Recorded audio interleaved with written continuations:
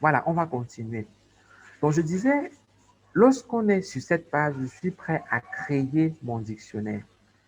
Maintenant, il faut comprendre un peu la structure du dictionnaire dans CS Pro. Ce n'est pas très compliqué aussi, mais il faut avoir ça en tête. Donc, lorsqu'on est dans CS Pro, le dictionnaire, c'est ce qu'on appelle une structure par arborisation. J'ai des grands groupes, j'ai des sous-groupes, j'ai des sous-sous-groupes, ainsi de suite, jusqu'au dernier niveau. Ça veut dire quoi?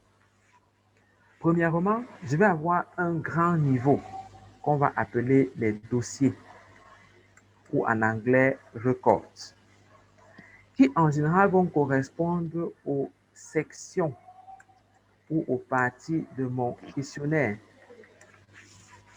Par exemple, donc, un exemple, c'est données sociodémographiques,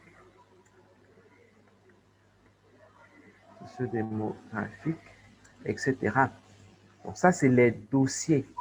Lorsque je vais dans CS Pro, je vais commencer par créer les dossiers, les records, qui sont en fait les grandes parties de mon questionnaire. Ensuite, dans chaque dossier maintenant, dans chaque dossier, on aura une sous-partie. Je mets ça sous forme de flèche comme ceci, qu'on va appeler les variables ou encore items, tel que c'est appelé dans le logiciel. Donc, j'aurai par exemple ici variable 1, qui est par exemple l'âge. J'aurai variable 2, qui est par exemple le sexe. J'aurai variable 3, etc., etc., etc. Ça, c'est le deuxième niveau de l'arborisation. Donc, j'ai mes dossiers et dans chaque dossier, j'ai les items qui constituent en fait mes variables. Et dans les variables, j'ai un troisième niveau qu'on peut créer là. Et ça, c'est surtout pour les variables qualitatives. Ce sont les modalités de réponse qu'on va appeler value set dans le logiciel. C'est par exemple masculin, féminin, etc., etc.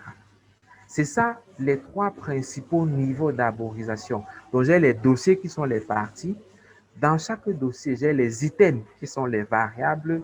Et pour chaque variable, j'ai les modalités de réponse qu'on va appeler les value sets.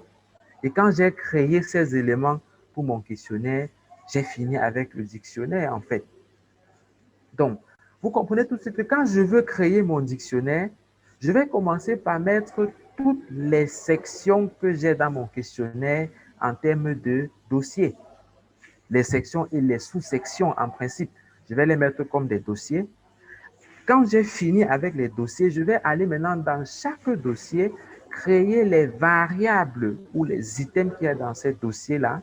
Et enfin, pour les variables qui sont qualitatives, je vais créer le value set qui sont les modalités de réponse pour ces variables. Et à chaque étape, quand on va créer quelque chose, il faudra donner ses caractéristiques. Et on va voir tout à l'heure quelles sont les caractéristiques qu'il faut donner et à quoi est-ce que ces caractéristiques-là renvoient. Je reviens donc dans le logiciel CSPro pour qu'on voit concrètement comment est-ce que cela se représente. Donc, j'ai deux fenêtres ici, ou deux parties. Voilà. La partie de gauche que j'ai ici, je vais essayer d'assurer un peu pour qu'on voit bien. La partie de gauche que j'ai ici me présente l'arborisation de mon dictionnaire. Ici, j'ai uniquement la structure du dictionnaire dans cette partie de gauche qu'on a ici.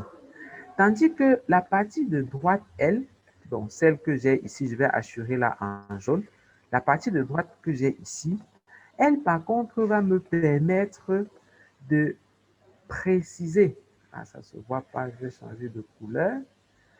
Elle va me permettre de préciser ou définir les caractéristiques de chaque élément créé, mais aussi de définir les value sets ou les modalités de réponse.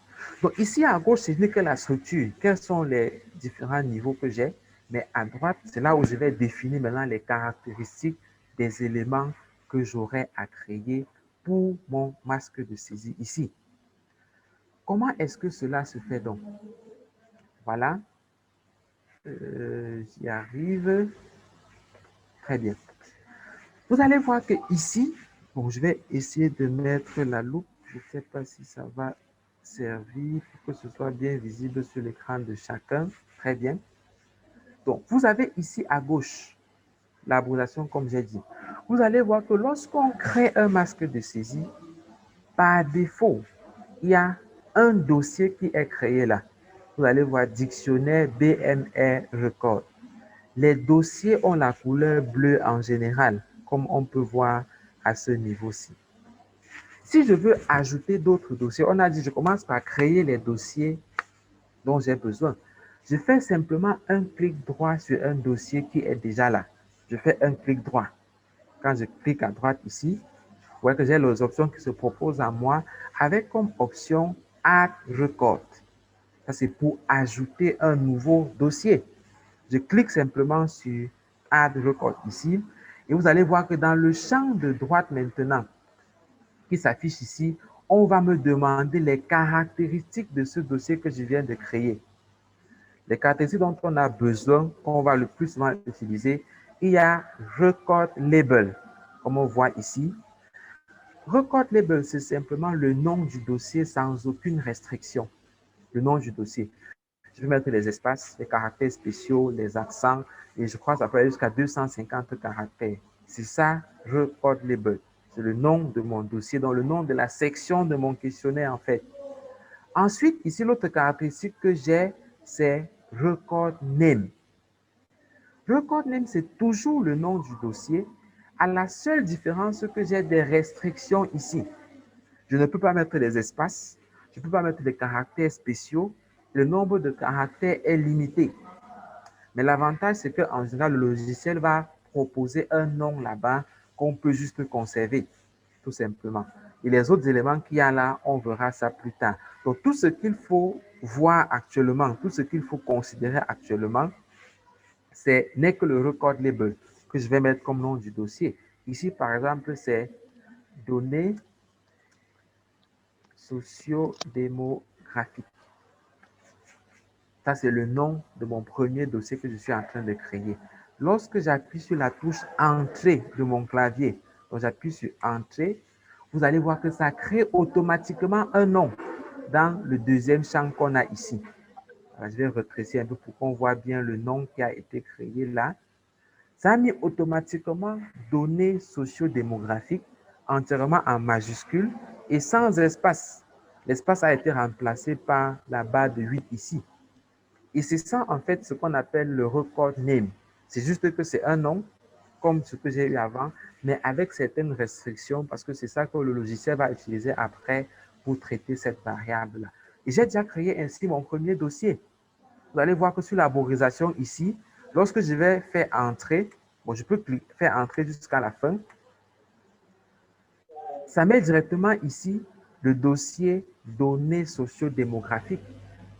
Et comme j'ai fait entrer jusqu'à la fin, la machine me propose automatiquement une nouvelle ligne. Donc, lorsque je remplis les données, les informations pour un dossier, bon, il se dit que je suis en train de créer les dossiers. C'est pour ça que ça me met automatiquement une nouvelle ligne en bas. Je peux par exemple mettre ici caractéristiques cliniques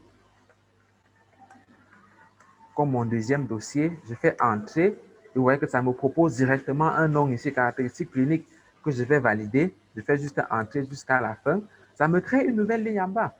Et au fur et à mesure que je le fais, ça me crée les différentes lignes dont j'ai besoin ici. Et ce sont là les différents dossiers que je suis en train de créer. Voilà. Si je veux arrêter de mettre des lignes, par exemple, là, je ne veux plus qu'il y ait un nouveau dossier, j'appuie simplement sur la touche échappe de mon clavier, la touche qui est à l'angle à gauche là. Quand j'appuie sur échappe, ça va arrêter. Ou je clique dans un espace vide ici sur le champ à droite. Si je clique par exemple ici, un clic gauche, quand je clique là, vous voyez que ça arrête la création d'une nouvelle ligne et j'ai mes deux dossiers qui sont déjà présents là. Je peux me rendre compte que, tiens, J'ai sauté un dossier ici. Normalement, avant caractéristique clinique, je devrais avoir un dossier sur les antécédents. Je peux insérer un dossier avant.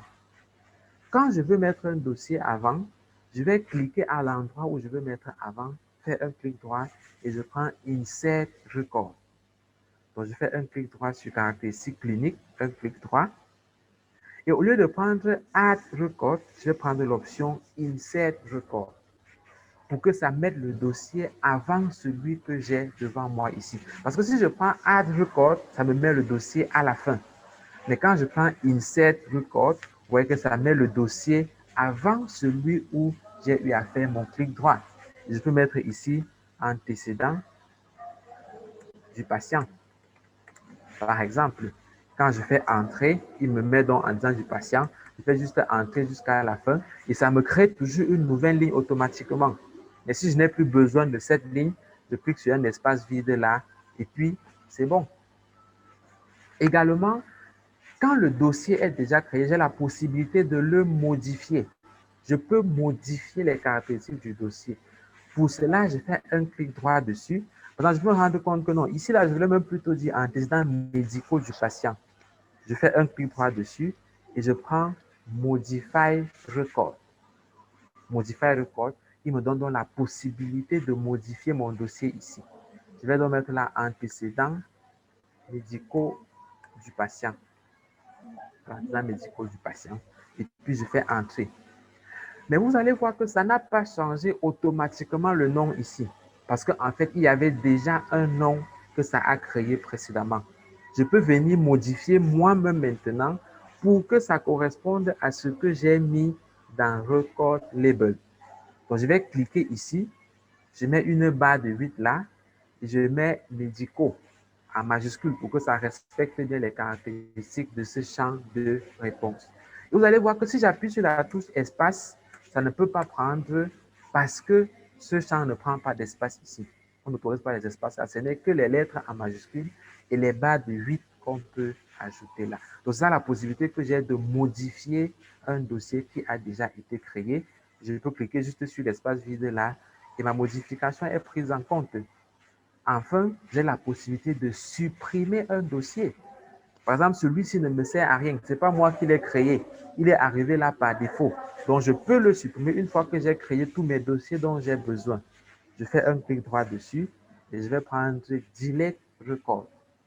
Quand je prends Delete, ça a supprimé ce dossier-là. Voilà les modifications qu'on peut faire sur les dossiers. Je peux Add Record, ça met à la fin. Je peux Insert Record, ça met avant l'endroit où j'ai fait un clic droit. Je peux Modify Record, ça me permet de modifier les caractéristiques, donc surtout le nom. Ou alors je peux Delete tout simplement, ça me permet de supprimer un dossier. Et comme dans la plupart des logiciels, il faut enregistrer lorsqu'on est en train de travailler. Donc, il y a le bouton enregistrer là. Je dois cliquer dessus tout simplement pour que ça enregistre tout ce que j'ai déjà eu à faire comme modification. Bien sûr, on a aussi le bouton annuler. Quand j'ai fait une opération, donc tout à l'heure, j'ai supprimé un dossier. C'était une erreur. Je peux annuler là et puis ça revient ou je peux aller sur suivant et j'ai l'élément devant. Précision importante. Lorsqu'on veut modifier un dossier, on ne double-clique pas dessus. Ça, vous risquez de tomber dans ce piège-là. Si je veux modifier ça, j'ai dit on fait un clic droit et on prend Modify Record. Mais si je double-clique plutôt sur le dossier ici, là, quand je double-clique, ça a tendance à ouvrir le contenu du dossier qui normalement doit être des items, les variables qui sont dans ce dossier. Donc, souvent, si on n'a pas prêté attention, on va vouloir modifier un double-clic, mais on passe son temps à double-cliquer, on est surpris que ça ne donne pas d'effet, mais tout simplement parce que ça ne correspond pas exactement à ce qu'on doit faire pour modifier. Pour modifier, je fais un clic droit et je prends Modify Record. Clic droit et puis Modify Record. Ça, c'est pour ce qui concerne les dossiers. La deuxième étape maintenant, c'est les variables que j'ai à mettre dans ces dossiers-là. Par exemple, dans données sociodémographiques, je veux mettre une variable qui est l'âge du patient. Pour mettre une variable, j'ai deux options. Soit je fais un clic droit sur le dossier où je veux insérer ma variable. Donc, je fais un clic droit sur le dossier et je prends Add Item. Ce n'est plus Add Record. Ce n'est pas un dossier que je veux ajouter. Je veux ajouter un item dans ce dossier-là. Donc, je fais Add Item. Et vous allez voir que ça me donne maintenant un espace ici pour préciser les caractéristiques de la variable, de l'item que je suis en train de créer. Et vous verrez que maintenant, ça vient dans le dossier données socio-démographiques pour me mettre un petit trait en bas pour dire, OK, là maintenant, on va créer les items qui entrent dans le dossier données socio-démographiques. Et je vais vous donner à quoi chacune de ces caractéristiques correspond. Il vaut mieux prendre de quoi noter pour bien comprendre cela et pouvoir utiliser cela à la fin. Je vais expliquer ce que chaque caractéristique veut dire et on pourra appliquer ça pour les variables qu'on aura à créer ici. Premier point, c'est item label. Ici, c'est le nom de la variable sans aucune restriction. En général, on va remettre la question qu'on avait sur son questionnaire papier ici, là, tout simplement. Donc, je remets exactement ce que j'avais sur mon questionnaire papier. Quand je dis sans restriction, c'est pour dire, je peux mettre les caractères spéciaux, les espaces, les majuscules, les minuscules, tout ce que je veux.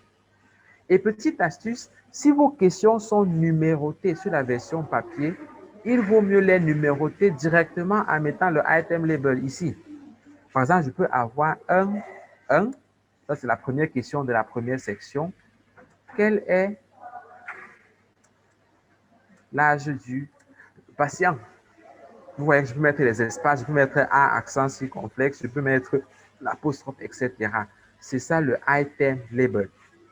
Ensuite, le item name, c'est toujours le nom de la variable, mais avec des limitations. Parmi ces limitations, premièrement, ça ne prend que les majuscules. Je ne peux pas écrire en minuscule ici. Deuxièmement, ça ne prend pas d'espace. Il n'y a pas d'espace complet. Quand on appuie sur espace, il va faire le son pour dire il y a erreur, je ne peux pas prendre d'espace ici. Troisièmement, ça ne prend pas les caractères spéciaux. Il n'y a pas arrobas, il n'y a pas le point, il n'y a pas la virgule, il n'y a pas l'apostrophe, il n'y a pas l'accent aigu, il n'y a pas tous ces caractères spéciaux-là. Et quatrièmement, le nombre de caractères est limité. En général, je crois que c'est entre 20 et 25 caractères que ça peut prendre au maximum. Ça veut dire que quand vous entrez le item name, dès que vous atteignez 25 caractères, vous appuyez une touche, ça ne prend plus parce que ça a atteint la limite des caractères possibles là-bas. Et enfin, ça ne prend pas les chiffres au début. Je peux par exemple mettre comme item name 1 âge du patient, ça ne prend pas.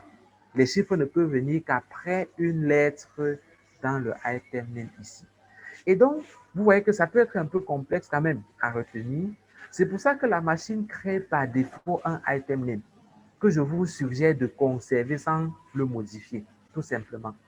Lorsque vous avez mis le item label, qui est comme sur votre questionnaire, dès que vous faites entrer, vous allez voir que ça vous produit une réponse directement dans item name, qui en général est basé exactement sur ce qu'on a eu à saisir avant. J'ai mis 1, quel est l'âge du patient? Vous voyez qu'il est venu enlever déjà les 1 qu'il y avait au début. Je mis quel est l'âge, il n'y a plus l'apostrophe ici, il n'y a plus l'accent circonflexe du patient.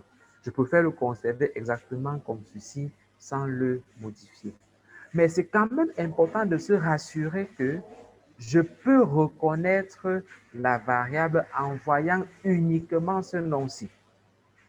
Il faut éviter de mettre ici Q1, Q2, Q3, comme je vois souvent certaines personnes faire. Ça veut dire que quelqu'un met le item label là-bas, il vient ici, il efface le item que la machine a proposé, il écrit là-bas Q1. Ça, ce n'est pas une bonne pratique.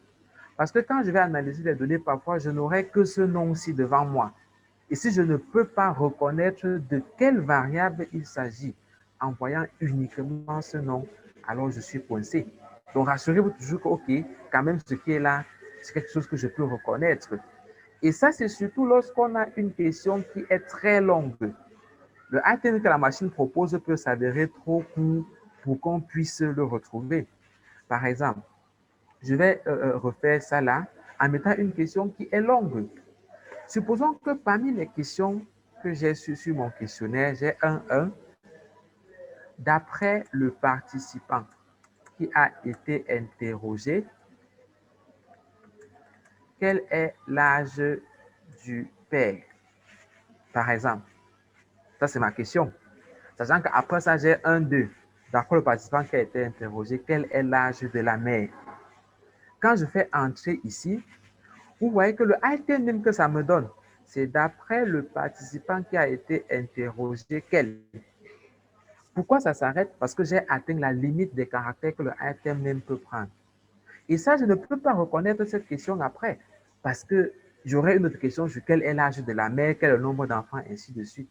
C'est pour ça que si j'ai une question qui est très longue et dont le item name n'est pas reconnaissable tout seul, il vaut mieux effacer et remettre un item name soi-même. Par exemple, je vais mettre ici quel est l'âge du père. Ça, je peux reconnaître plus facilement et ça correspond bien à la question que j'ai eu à poser avant. Voilà, j'ai un peu traîné là-dessus pour qu'on comprenne bien la différence entre le item label, qui est un champ libre, et le item name qui a certaines restrictions, et l'importance de veiller tout de même sur le item name. Mais vous aurez rarement besoin de ça parce que la plupart du temps, ce que le logiciel vous propose comme item name est largement suffisant. Donc, je vais revenir sur un âge du patient pour qu'on garde cet exemple-là. La colonne qui suit s'appelle Start. C'est une colonne qu'il ne faut jamais modifier. Mettons ça simplement comme ça là. Peut-être plus tard, pour ceux qui sont intéressés, je pourrais vous expliquer le détail informatique qu'il y a derrière. Mais dites-vous que la colonne Start, je ne dois jamais toucher ça. Ce qu'il y a à l'intérieur, je garde ça comme ça là, et puis c'est bon.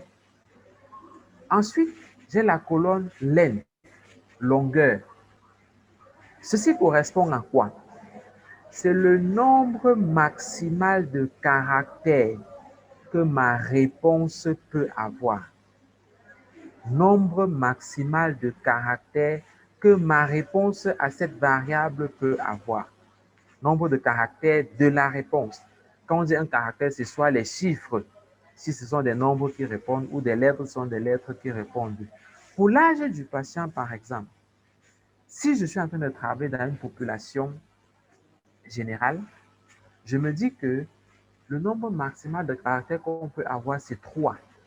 Parce que la personne la plus âgée que je m'attends à avoir aura 100 ans, ou 200 ans, ou je ne sais pas trop, 120, 130 ans, comme ça là. Personne ne va traverser 999 ans. Personne n'aura 1000 ans, par exemple. Donc, la plus grande réponse que j'aurai, c'est 100, et donc c'est 3 caractères. Si je suis en train de travailler dans une population en gynécologie, femme en âge de procréer, la longueur sera de 2. Parce que la femme la plus âgée ne va pas atteindre 100 ans, ce sera moins de 99 ans. Donc la réponse que j'aurai, ça peut être 10, 1 et 0, c'est 2 caractères. Ça peut être 25, 2 et 5, c'est 2 caractères, ainsi de suite, ainsi de suite. Mais ça ne va jamais atteindre 3 caractères lorsqu'on a affaire aux femmes en âge de procréer. Et ça implique qu'ici, il faut faire un peu de réflexion quand même, une petite réflexion pour pouvoir mettre la réponse là. Mais dites-vous que la longueur, c'est le nombre maximal de caractères que ma réponse aura. On va garder ici pour âge de patient, on va mettre 3 et puis on va faire entrer. Ensuite, il y a le type de données. J'ai 2 options, soit numérique, soit alphabétique. On va choisir numérique lorsque mes réponses seront uniquement des chiffres. Quand je vais uniquement mettre les nombres dans le champ de réponse. Pour l'âge, par exemple, l'âge quelqu'un sera 25 ou 35 ou 65, donc je peux prendre numérique. Et on va choisir alphabétique lorsque ma réponse peut prendre soit des chiffres, soit des lettres, ou alors des lettres uniquement. Si je mets par exemple lieu de résidence en question ouverte, où il faut remplir peut-être Yaoundé, Douala, Bafoussam, ainsi de suite, je vais mettre ça comme variable alphabétique parce que ça peut prendre des lettres. Pareil, si j'ai une variable code du patient qui intègre à la fois les chiffres et les lettres, par exemple, le code peut avoir les initiales du patient plus son numéro d'ordre. Ça veut dire peut-être si c'est moi, c'est Wafou Sadegui, WSG001. On voit que ça va prendre à la fois des chiffres et des lettres. Là, je mets également alphabétique. Mais si c'est uniquement des chiffres que je mets, je vais garder numérique, comme c'est le cas pour l'âge ici. La caractéristique suivante, c'est le item type, le type d'item. Ici, on a les items et les sous-items. On ne va pas entrer là-dedans parce que ce n'est pas utile vraiment. Moi, je n'ai jamais utilisé ça dans un masque de saisie. Donc, on va juste garder item tel que c'est présenté parce que c'est des items qu'on va créer tout le temps. Maintenant, OCC, occurrence. C'est pour ça qu'on a OCC là. Occurrence représente le nombre de fois que je veux voir la même variable apparaître sur mon questionnaire. Ça veut dire la variable que je suis en train de créer ici là. Je veux voir ça combien de fois sur mon questionnaire, exactement la même variable. Je n'ai pas dit la même variable à des délais différents, non. La même variable. En général, c'est quand on fait par exemple une étude sur les ménages, donc mon unité d'échantillonnage sur les ménages, et dans les ménages, j'ai âge de l'enfant. Je sais que dans un ménage, je peux avoir 3 enfants par exemple. À ce moment, je vais mettre ici âge de l'enfant 3 fois. Pour occurrence, ce sera 3. Mais la plupart des études que nous faisons portent sur des individus et donc chaque question est posée une seule fois pour ces individus-là. Par exemple, ici, âge du patient, j'ai besoin de ça une seule fois sur ma fiche. Donc, je garde pour occurrence 1. Lieu de résidence, ce sera 1, sexe, ce sera 1, 1, 1. Donc, pour toutes les occurrences, on va les garder simplement à 1, parce qu'en général, ce n'est que de ça qu'on a besoin. Voilà. Le champ suivant, c'est décimal. Ici, c'est pour préciser le nombre de caractères que je veux à la partie décimale de ma variable numérique. Numérique. Ça ne compte pas pour les variables alphabétiques parce qu'il n'y a pas de décimale dans les variables alphabétiques. Mais quand j'ai affaire à une variable numérique, je vais préciser ici combien de décimales j'aurai à utiliser. Si je veux prendre la taille en mètres, par exemple, et pouvoir écrire 1,65 mètres, donc 1,65, on voit que ma décimale aura deux caractères, 6 et 5. Donc, je vais mettre comme caractère de la décimale 2. Ou si c'est le cas de l'âge, par exemple, je n'ai pas besoin de décimale, je vais mettre simplement 0 parce que je n'ai pas besoin de décimale ici. Si, par exemple, je veux prendre le poids en kilogrammes avec un chiffre après la virgule, je vais mettre ici la décimale 1, n'est-ce pas? Donc, c'est le nombre de caractères que je veux à la partie décimale. Si je n'en veux pas, je mets simplement 0 à cet endroit-là. Précision importante, et là, on tombe souvent beaucoup aussi. Je vous ai dit, je vais souvent insister sur ces points-là. En comptant le nombre de caractères dont j'ai besoin ici, je dois tenir compte du nombre de décimales. Et je dois savoir que la virgule est comptée parmi les caractères. Par exemple, quand je veux mettre la taille en mètres, je réfléchis. J'aurais besoin d'un chiffre avant la virgule, j'aurais besoin de la virgule elle-même, j'aurais besoin de deux chiffres après la virgule. Donc, ça me fait un chiffre avant la virgule et deux chiffres après. Donc, ça me fait 4 caractères au total. À ce moment, je vais mettre longueur 4 et je vais mettre décimale 2. Donc, quand je vois ça, je sais que la personne a une partie entière, une décimale qui est la virgule et deux chiffres après la virgule. Voilà, ça c'est important. Quand je précise le nombre décimal, je dois considérer ça déjà dans le nombre de caractères que j'ai eu à définir. Ici, on va remettre 3 comme c'est l'âge et remettre les décimales à 0. La caractéristique qui suit, décimal character, c'est une variable en yes or no qui me permet en fait de dire est-ce que je veux voir afficher la décimale lorsque je saisis les données ou pas, tout simplement. Ça veut dire lorsque je suis en train de saisir mes données, si c'est peut-être 1,65, est-ce que je veux que la machine affiche le caractère de la décimale? Est-ce que je veux voir cette virgule-là ou je préfère que la virgule n'apparaisse pas? Sachant que si je prends non, ça va beaucoup m'embêter parce que dans 1,65, il va simplement écrire 1, 6 et 5. Je ne saurais pas qu'il y a une décimale là. C'est pour ça qu'en général, si j'ai des décimales, il vaut mieux afficher le caractère de la décimale, donc il vaut mieux prendre yes. Mais comme je n'ai pas de décimale ici, je suis à 0, je vais prendre simplement non, parce que je n'ai pas de caractère de décimale à mettre là. Et la dernière caractéristique, c'est zéro fil. C'est aussi une question en yes ou non. C'est pour dire, est-ce que je veux que la machine remplisse les espaces vides avec des zéros sans changer la valeur? Remplir les vides avec les zéros sans changer la valeur. Là, je vais revenir sur mon tableau là pour vous montrer, pour que vous voyez un peu de quoi je veux parler ici. Voilà, bon, je vais effacer ceci parce qu'on en a déjà parlé. Donc, remplir les espaces vides sans changer la valeur, ça veut dire quoi? Si je mets par exemple longueur, comme on a vu tout à l'heure, pour l'âge, je mets 3. Et pour un individu, dans longueur 3, pour un individu, je mets son âge 25. Le logiciel va me remplacer ça et mettre 0,25 pour que ça fasse 3 caractères. Mais bien sûr, ça n'a pas changé le sens ou la valeur de ce que j'ai écrit. C'est juste que ça a remplacé les vides avec 0. Si je mets l'âge de la personne 5 ans, le logiciel va me mettre ça 0,05 pour avoir les 3 caractères que j'ai prévus à cet endroit-là. Et c'est pareil pour les décimales. Si je dis, je veux pour longueur 4 avec 2 décimales, quand je vais écrire 1,6, il va m'écrire là-bas 1,60 pour compléter le dernier 0 et que ça fasse les 4 caractères, mais surtout sans changer la valeur. Ça ne va jamais aller mettre 1,06 parce que 1,06 ce n'est plus 1,6. C'est plutôt 1,60 qui est égal à 1,6. Et c'est donc ça, en fait, la caractéristique qu'on vient de voir là, la caractéristique zéro fil. Et vous avez donc là toutes les caractéristiques qu'il faut préciser pour chaque variable. Mais il ne faut pas vous inquiéter pour cela. Donc, la plupart du temps, on n'aura pas besoin de renseigner tous ces champs-là.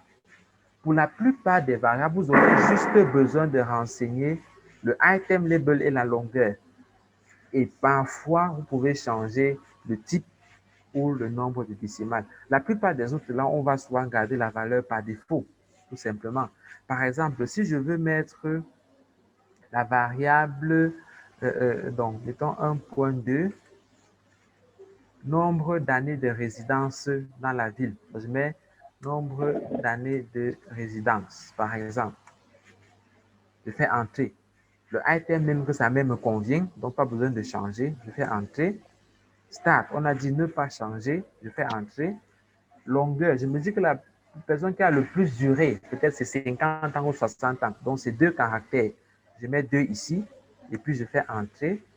Le type, c'est numérique parce que c'est des chiffres que je veux mettre. Je fais donc simplement entrer. Item type, je garde item. Donc, je fais entrer. Occurrence, pour occurrence également, je garde juste le 1 qui est là. Je fais entrer. Nombre de décimales, je garde 0. Je fais entrer. Décimal caractère et 0 fil. En principe, je dois mettre non, non là-bas. Et vous allez voir que comme j'ai mis 0 à décimal, même si je garde yes ici, il va convertir ça en no après. Parce que si j'ai 0 décimal, forcément, c'est no pour décimal caractère. Donc, je fais entrer, entrer, et ça repart à la ligne me créer une nouvelle variable. Vous voyez que ça a remis déjà le no ici. Et finalement, tout ce que j'ai changé ici, c'est le item label, c'est la longueur, et c'est tout. Pour le reste, j'ai fait juste entrer, entrer, entrer, entrer jusqu'à arriver à la fin. Et pour la plupart des variables, vous allez voir que c'est juste faire entrer, entrer jusqu'à la fin. Et mes variables, je les crée et ça affiche au fur et à mesure sur la ligne ici. On va mettre une troisième variable, 1.3 sexe du patient. Je fais entrer. Ça, c'est le item name. Donc, je garde ce item name parce qu'il me convient. Je fais entrer. Start, je garde la valeur qui est là. Maintenant, pour la longueur, en principe, sur mon questionnaire, je dois avoir codifié les réponses. Ça veut dire que j'ai mis par exemple 1 pour masculin et 2 pour féminin.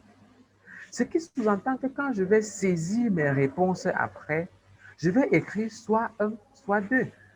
Je n'aurai plus à taper M-A-S-C-U pour masculin parce que j'ai déjà codifié mes réponses. C'est pour ça que finalement ma réponse aura pour longueur 1. Je vais mettre un seul chiffre, je vais mettre soit 1, soit 2, tout simplement. Donc, je garde la longueur ici à 1. Et c'est pareil pour le type de ma variable. Si je devais écrire moi-même masculin en toutes lettres, M, A, S, C, machin truc, j'aurais mis ici le type alphabétique. Mais comme je vais remplir avec des chiffres, je vais mettre 1 pour masculin et 2 pour féminin, je garde le type numérique. Et tout le reste, c'est pareil, je fais entrer, entrer, entrer jusqu'à la fin et ça me crée une autre ligne en bas. Et ainsi de suite, donc je peux créer les différents items qui rentrent dans ce dossier. Et comme pour tout à l'heure, si je veux arrêter, j'appuie sur échappe ou je clique sur un espace vide que j'ai ici et ça arrête la création.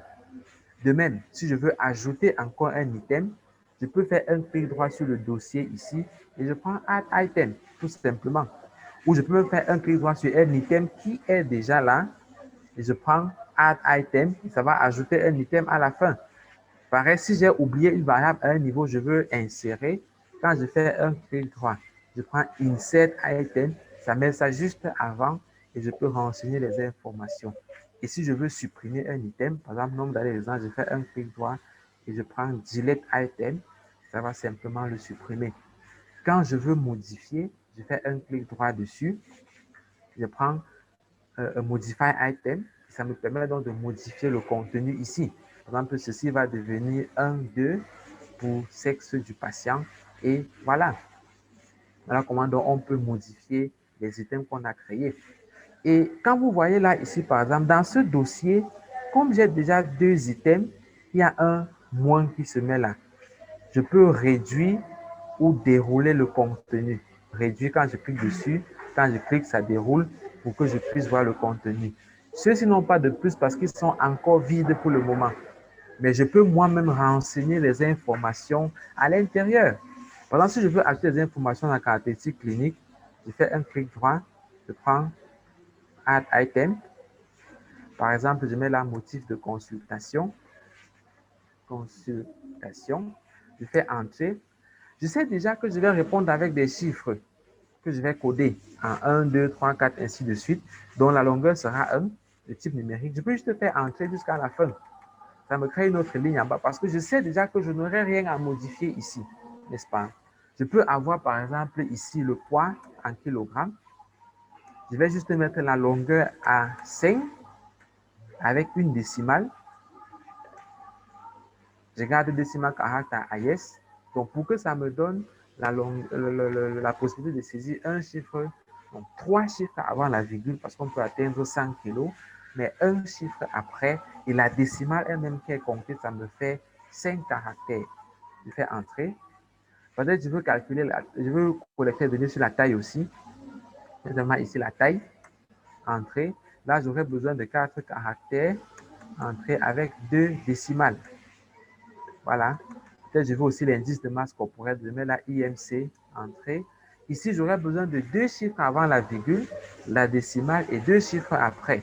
Ça me fait une longueur de 5. Longueur c'est 5 avec 2 caractères de décimale. Et je peux ainsi de suite créer les différents items dont j'ai besoin ici. Quand j'ai fini, je clique là et puis je m'arrête tout simplement. Et je précise encore, quand je veux modifier un item, je ne double-clique pas dessus. Je fais un clic droit et je prends Modify Item pour que ça me donne la possibilité de modifier les champs qui sont là. Parce que si je double-clique, ça va plutôt chercher à ouvrir son contenu qui est le 3e niveau qu'on va voir tout de suite, qui est le value set en fait. Mais quand je veux modifier, c'est plutôt le clic droit et je prends Modify Item. Voilà comment donc on peut créer les items, créer les caractéristiques de ces items-là en fonction des variables que j'ai sur mon questionnaire. Et un autre point important, c'est que les items, ce sont vraiment les variables. Ça veut dire que ce sont les éléments pour lesquels j'ai besoin d'une réponse. Les items, ce ne sont pas les titres ou les sous-titres que j'ai, non. C'est les choses pour lesquelles j'aurais besoin d'entrer une réponse. C'est ça qu'on appelle les variables. Et on va terminer donc avec les value sets. Ça, ce n'est que pour les variables où il y a des propositions de réponse. Les variables qui n'ont pas de proposition de réponse, on s'arrête ici et on a fini avec le dictionnaire pour ces variables-là. Par exemple, le poids, la taille et l'IMC, Je n'ai pas de proposition à mettre. Donc là, c'est bon pour ces variables-là. Mais les variables comme motif de consultation, comme sexe par exemple, il faut qu'il y ait des propositions de réponse. Et pour ça, je vais juste faire un clic droit dessus. Et puis, je prends add value set. J'ai dit tout à l'heure, value set, c'était les modalités de réponse. Donc, quand je fais un clic droit sur la variable où je veux insérer les modalités de réponse, je choisis add value set. Et il va me demander aussi des caractéristiques value set label et value set name. Mais ça, ce n'est même pas la peine de modifier parce qu'on n'aura pas besoin de ça du tout. C'est pour ça que je vais juste faire entrer pour avancer et puis entrer pour avancer et arriver aux endroits où j'aurai vraiment besoin de faire une modification. Donc, value set label et value set name, pas besoin de changer. Maintenant, les deux choses qu'on va changer ici, c'est value label et c'est from. Dans value label, je mets la modalité de réponse elle-même et dans from, je mets le numéro correspondant à cette modalité. Ici, par exemple, j'ai masculin comme modalité, je fais entrer et dans from, je mets 1, tout simplement. Puis, je vais faire entrer jusqu'à ce que ça crée une nouvelle ligne en bas. Je mets maintenant féminin et je mets 2 dans from. Et puis, c'est bon. Si je veux arrêter, j'appuie sur échappe ou je clique sur l'espace vide ici en bas et j'ai mes deux modalités de réponse qui sont créées ici à l'intérieur. Parce que ce qu'on appelle value, c'est une proposition de réponse. Et donc, value set, c'est le groupe de propositions de réponse que j'ai pour chaque variable.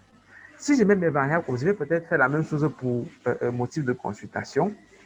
Je fais un clic droit dessus et je prends add value set. Et là, je laisse value set label, donc je fais entrer, puis je fais encore entrer pour que ça me crée la première ligne pour value label. Peut-être ici j'ai douleur. Entrée, je mets 1, puis je fais entrer jusqu'à la ligne suivante. Ensuite, je mets peut-être ici saignement. Je mets 2, puis je fais entrer jusqu'à la ligne suivante, etc., etc. Si j'arrête par exemple comme ceci, j'ai toujours la possibilité d'ajouter d'autres valeurs ici. En faisant un clic droit sur une valeur, je peux prendre ici add value. Attention, je n'ai pas dit value set. Add value, ça me permet d'ajouter une autre ligne en bas. Je peux mettre par exemple vomissement qui va correspondre à 3, etc. Bon, là, ça met une erreur parce que j'ai mis étoile ici. C'est une erreur de saisie. Normalement, je mets juste 3 là et je continue. Et si je veux aussi insérer une réponse, c'est comme ce qu'on a vu tout à l'heure. Quand je fais un clic droit, si je prends insert value, ça met ça plutôt avant. Si je veux supprimer, quand je fais un clic droit dessus, je prends delete value, ça va supprimer cette valeur-là. Voilà comment on va donc créer les modalités de réponse pour les variables qui ont des modalités de réponse. Et quand j'ai créé les modalités de réponse, si je veux les revoir, en cliquant simplement sur la variable, ça met les modalités de réponse dans le champ de droite ici. Si je clique sur sexe, on voit que voici les modalités de réponse pour la variable sexe. Si je clique sur motif de consultation, voici les modalités de réponse que j'ai mis là. Et je peux donc faire ainsi de suite pour les variables où j'ai déjà mis les modalités de réponse. Une petite astuce ici pour vous permettre de gagner en temps, c'est que j'ai la possibilité de faire copier-coller. Copier-coller.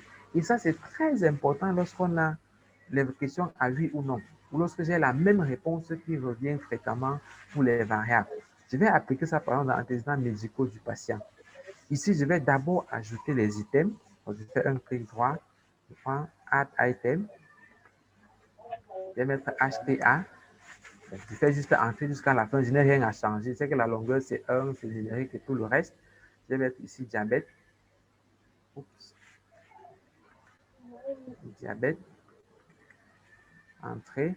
Bon, aussi, je peux cliquer simplement sur l'espace vide là. Quand j'ai mis diabète et le item name, je suis sûr que je n'ai rien à changer ici. Je clique sur l'espace vide en bas ici, ça me met une ligne en bas. Je vais ici HIV, je clique ici en bas. Je mets ici, par exemple, quoi, cancer. Je clique ici en bas. Ah non, il faut quelque chose, il faut d'abord faire entrer que ça mette le item name d'abord. Puis je mets ici en bas et etc. Là, j'appuie sur échappe pour arrêter de créer. Vous voyez que dans mon dossier en disant médicaux, maintenant j'ai HTA, j'ai diabète, j'ai VIH et j'ai cancer. Pour créer les value set, je fais un clic droit sur HTA, je prends Add Value Set. Je fais Entrée. Je vais mettre 8 correspond à 1. Entrée. Je vais dire non correspond à 2. Puis je fais Entrée et je m'arrête ici. Et vous voyez que le oui et non que j'ai ici, là, c'est ça qui va aller encore dans diabète, dans HIV et dans cancer. Donc, au lieu de refaire la même chose pour tout ça, je vais juste sélectionner les valeurs que j'ai ici. Uniquement les valeurs, pas tout le value set, uniquement les valeurs. Et pour ça, je maintiens la touche CTRL appuyé. Comme quand on veut sélectionner plusieurs fichiers dans Windows, je maintiens CTRL appuyé et je vais cliquer sur non et puis cliquer sur oui pour que ça sélectionne ces valeurs-là. Ensuite, je fais un clic droit, je prends copier. Là, ça a copié la série de valeurs, le value set. Quand je vais aller maintenant dans diabète, je clique. Donc, je clique sur la variable diabète pour que ça ouvre le value set. Mais je vois bien qu'il n'y a encore aucun value set à l'intérieur. Je vais faire un clic droit maintenant et je prends coller. Et ça me remet donc le oui et le non que j'ai eu à faire en haut. Je clique sur VIH ici pour que ça ouvre le value set. Il n'y a encore aucun. Je fais un clic droit et je prends coller. Je clique sur cancer et puis je fais la même chose. Ça me permet d'aller plus vite quand j'ai le même value set qui revient. Et voilà tout pour la création des dossiers, des items et des value sets qui vont à l'intérieur. Mais attention, il y a une dernière chose.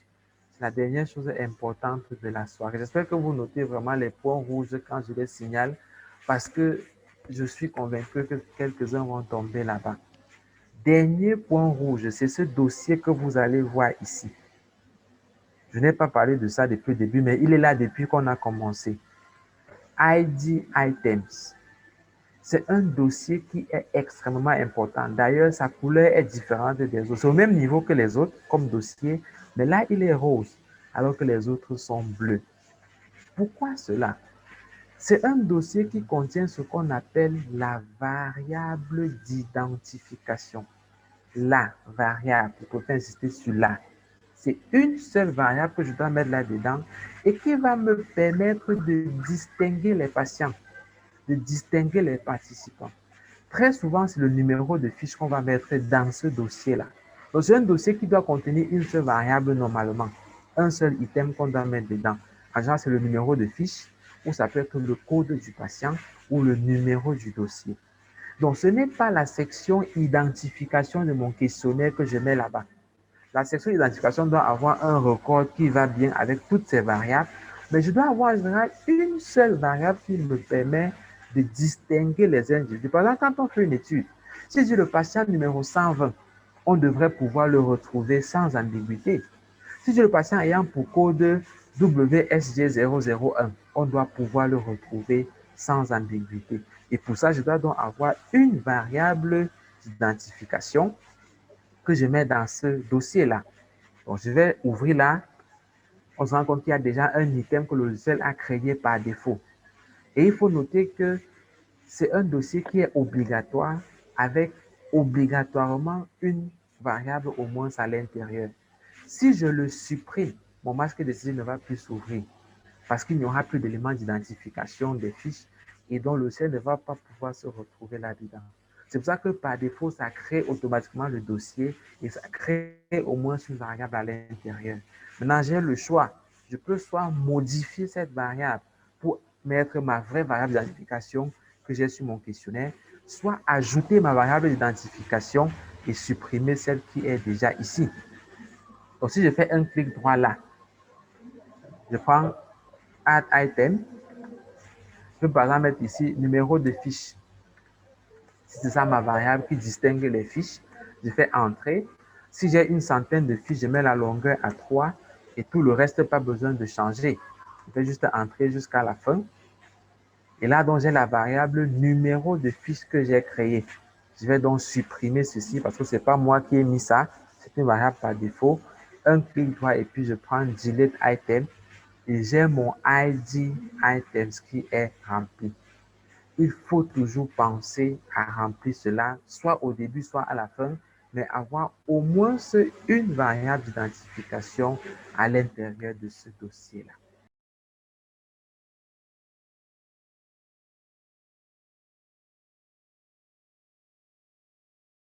Voilà, j'explique d'abord le principe. Lorsque je fais un masque de saisie, ou lorsque je collecte des données, chaque individu doit avoir un code unique. Parce que quand je vais, par exemple, mettre mes données dans SPSS ou dans le logiciel d'analyse, lorsque j'aurai besoin de modifier quelque chose pour un individu, je vais le retrouver avec son code unique. Ça aurait dû être le nom de la personne. Mais comme les données doivent rester anonymes, on ne doit pas avoir le nom des gens dans les bases de données. C'est pour ça qu'il me faut trouver autre chose que je vais attribuer comme élément unique. Maintenant, selon les études qu'on fait, chacun y va selon ce qui lui convient. Moi, par exemple, pour ma thèse, l'élément unique, c'était le numéro d'ordre du patient. Donc, le premier que je vois, je lui donne le numéro 01, par exemple. Et donc, même aujourd'hui, 5 ans plus tard, je ne connais plus comment il s'appelait, mais je sais que j'avais le patient numéro 01. C'était ça mon élément d'identification. J'avais le patient 02, 03, 04, ainsi de suite jusqu'à la fin. J'avais des collègues qui travaillaient dans plusieurs hôpitaux et qui recrutaient en même temps dans les différents hôpitaux. Et donc, lui, il disait plutôt, l'élément d'identification de mes patients, c'est les initiales de l'hôpital plus le numéro d'ordre dans cet hôpital-là. Donc, un patient pouvait être HCY01, donc hôpital Centre Yaoundé 01. Un autre serait CHU01, ainsi de suite. Et après, on s'en fout du nom du patient.